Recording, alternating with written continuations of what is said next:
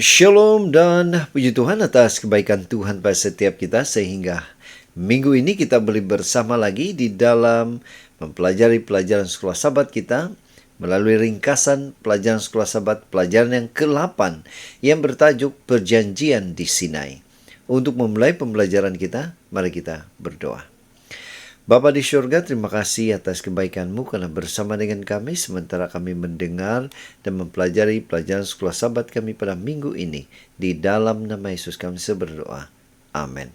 Sekali lagi, tajuk pelajaran sekolah sahabat kita minggu ini, Perjanjian di Sinai.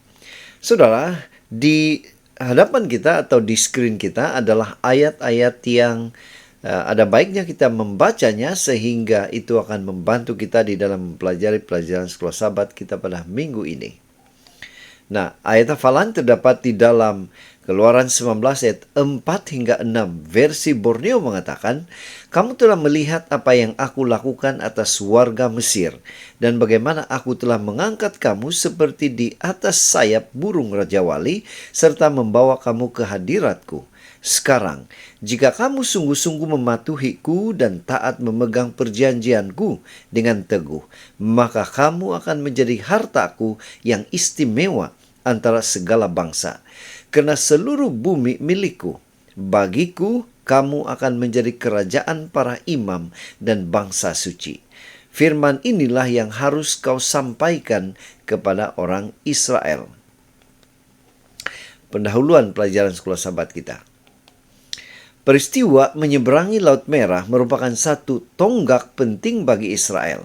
Tonggak kedua ialah pengistiharan hukum melalui suara Tuhan sendiri. Pada saat itu, Israel lahir sebagai satu bangsa yang kudus.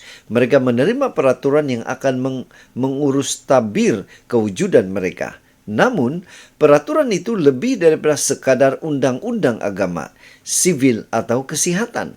10 perintah yang menjadi asas kepada semua hukum ini adalah cerminan sifat Tuhan sendiri, dan oleh itu bukan hanya terpakai kepada Israel tetapi kepada setiap anak Tuhan. Dan untuk membahas pelajaran kita lebih jelas dan lebih detail lagi, kita akan membagikan kepada 5 tajuk atau topik yang seperti yang tertera di skrin Anda dan saya. Kita masuk di tajuk yang pertama, yaitu di Gunung Sinai. Kita boleh baca dalam Keluaran 19 ayat 1 hingga 8. Keluaran 19 ayat 4 mengatakan, "Kamu telah melihat apa yang aku lakukan atas warga Mesir, dan bagaimana aku telah mengangkat kamu seperti di atas sayap burung rajawali, serta membawa kamu ke hadiratku." Nah, mengapakah Tuhan membawa Israel keluar dari Mesir? Untuk melayani Dia. Dengan berbuat demikian, mereka akan menerima berkat yang besar, termasuk tanah Kanaan. Pada bulan ketiga selepas mereka keluar dari Mesir, mereka berkemah dekat Gunung Sinai. Di sana asas bagi pembentukan bangsa Israel telah diletakkan. Tuhan mengusulkan satu perjanjian dengan mereka, dan mereka menerimanya.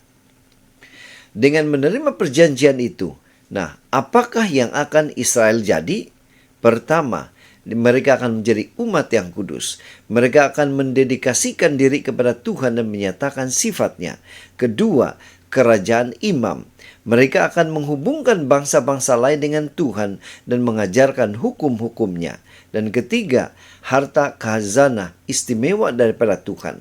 Tuhan akan menjadikan Israel saluran untuk menerangi dunia dengan pengetahuan tentang Dia. Di skrin kita ada 2 pertanyaan yang kita boleh bahas atau bincang di dalam kelas sahabat kita. Dan di skrin juga ada jawaban ringkas yang boleh membantu kita menjawab pertanyaan yang tertera sebelumnya. Kita masuk di tajuk yang kedua, yaitu bersedia untuk menerima pemberian. Keluaran 19 ayat 9 hingga 25. Keluaran 19 ayat 18 mengatakan, "Gunung Sinai sepenuhnya tertutup oleh asap karena Tuhan hadir di atasnya, di dalam api. Asapnya naik seperti asap daripada relau, dan seluruh gunung itu bergetar dengan hebatnya." Pemberian hukum Tuhan di Sinai adalah suatu kejadian yang agung dan menakutkan. Tiada seorang pun yang benar-benar bersedia untuk berdepan peristiwa seperti itu. Oleh itu, umat Israel perlu menyucikan diri terlebih dahulu dan menjaga jarak yang sesuai supaya tidak dimakan oleh kemuliaan ilahi. Nah, pertanyaannya lagi, mengapakah penyampaian sedemikian diperlukan? Karena firman yang akan Tuhan sampaikan kepada mereka adalah manifestasi sifatnya sendiri. Menaati firman itu adalah kehidupan, yang mengingkari adalah kematian.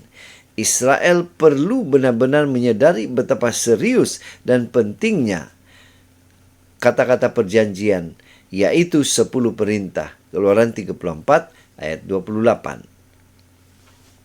Nah, dua versi hukum ini telah dicatat. Satu pada permulaan Keluaran dan satu lagi sebagai sebahagian daripada ucapan terakhir Musa sebelum memasuki Kanaan.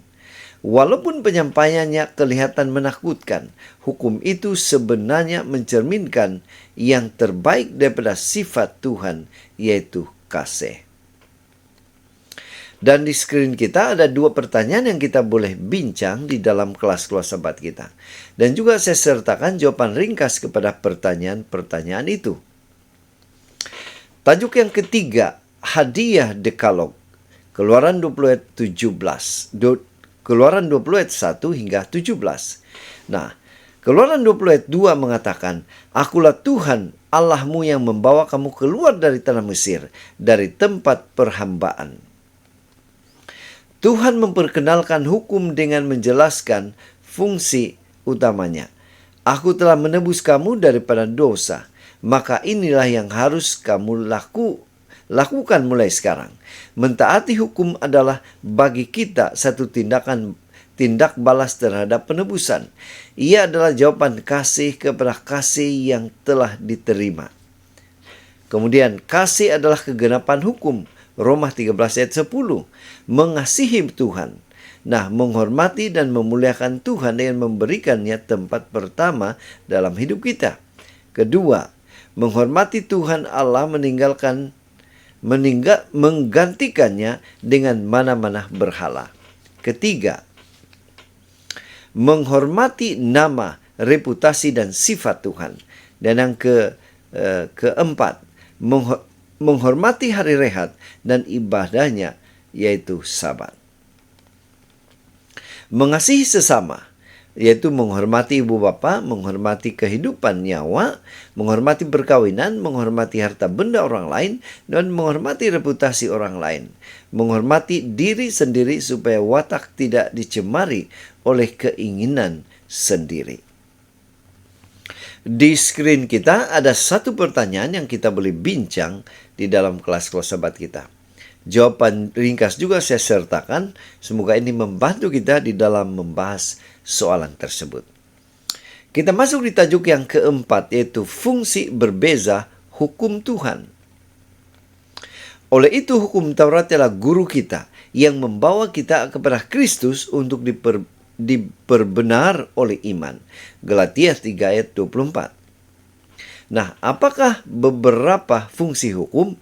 Pertama, hukum menjaga kita daripada kejahatan.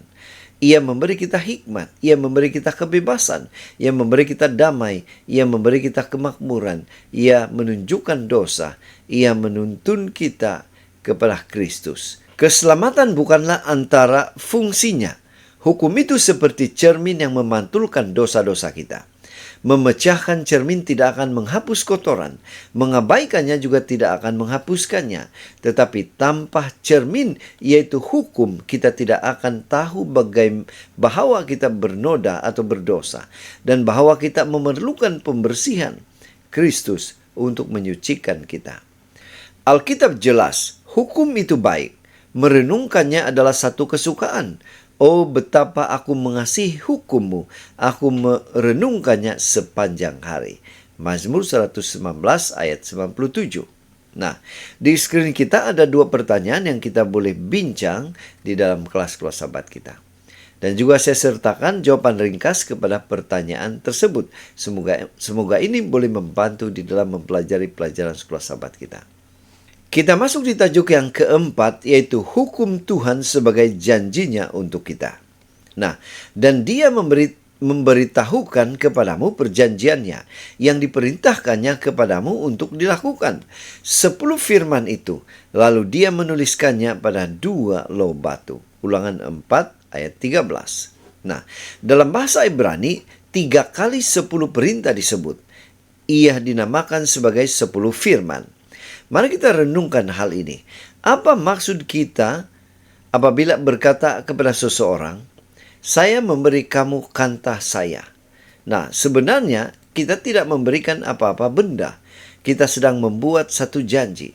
Kita sedang meyakinkan seseorang bahwa kita akan melakukan sesuatu yang nyata. Oleh itu, akar kata Ibrani dabar boleh diterjemahkan sebagai firman atau janji.